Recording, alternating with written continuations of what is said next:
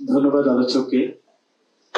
উপস্থিতি আমাদের এখানে অনেক বিদগ্ধ ব্যক্তিত্ব রয়েছেন, তাদের থেকে আমরা আলোচনা শুনবো।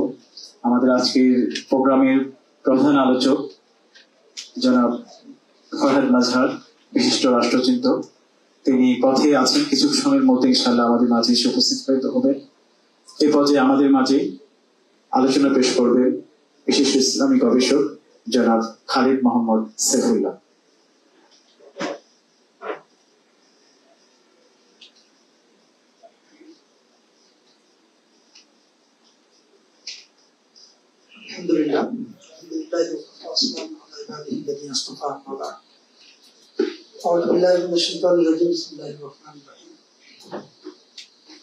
প্রথমেই শুকরিয়া জ্ঞাপন করতেছি খিলাফত মজলিসের মহাসচিব ডক্টর আহমদ আব্দুল কাদের সাহেবকে। অত্যন্ত ইন্টেলেকচুয়াল একজন ব্যক্তিত্ব, ওনাদের সামনে বক্তব্য প্রদান করা খুবই দুঃসাহসিকতার ব্যাপার। তারপর আমরা যেহেতু তারুণের ভাবনা শেয়ার করতে বলা হয়েছে, সেই সাপেক্ষে আমি আজকে কিছু কথা বলবো।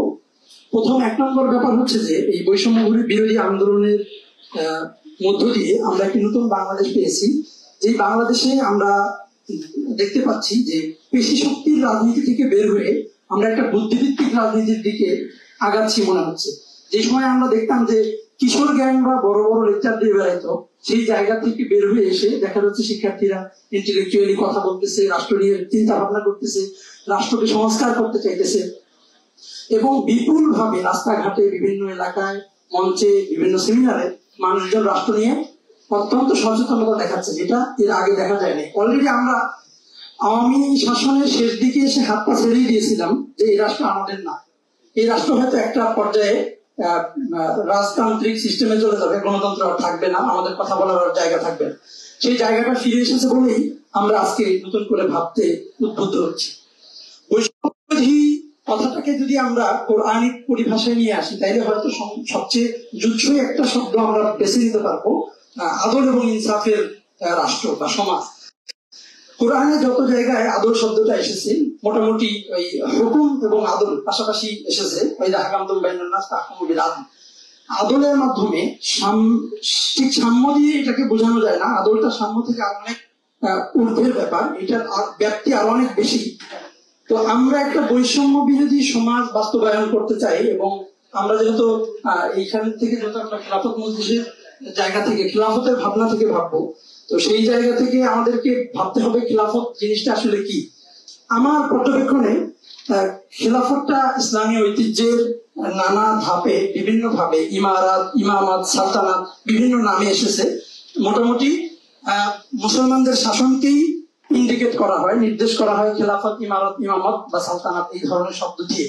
তো প্রথমেই বোঝাপড়া করতে হবে যে আমরা যেই রাষ্ট্রে আছি, যে আধুনিক স্টেট, মডার্ন স্টেটের যে কাঠামোতে আমরা বসবাস করতেছি, যাকে আমরা রাষ্ট্র বলি, ইংরেজি হচ্ছে স্টেট, যার আরবি হচ্ছে দাওলা। এই দাওলা শব্দ কোরআন হাদিসে কোথাও আছে কিনা? আপনারা যদি দেখেন কোরআন হাদিসে দাওলা শব্দ নেই, এর মানে হচ্ছে রাষ্ট্রের যে ধারণাটা, এইটার সাথে মৌলিক ভাবে ইসলামের একটা বিরোধ আছে। রাষ্ট্র বলতে পশ্চিম যা বোঝায় সেটাকে ইসলাম সাপোর্ট করে না। সুতরাং আমরা যখন ইসলামী রাষ্ট্র বলবো, তখন রাষ্ট্র জিনিসটা ইসলামী কিনা এটাকে দেখে নিতে হবে। যেহেতু আমি আগে বলেছি রাষ্ট্রের আরবি হচ্ছে দাওলা, দাওলা শব্দ কোরআনের কোথাও আমরা পাচ্ছি না। যত জায়গায় শাসন ব্যবস্থা বোঝানোর জন্য আল্লাহ রাব্বুল আলামিন শব্দ নিয়ে আসেন, সেখানে দেখবেন যে ওয়া আমরুহুম শুরা ওয়া শাবিরুহুম ফিল আমর আতিউল্লাহ ওয়া আতিউর রাসূল উলিল আমরি মিনকুম। আমর শব্দটা খুব গুরুত্বপূর্ণ এবং মুসলমানদের যিনি শাসক হবেন তাকে বলা হচ্ছে আমিরুল মুমিনিন।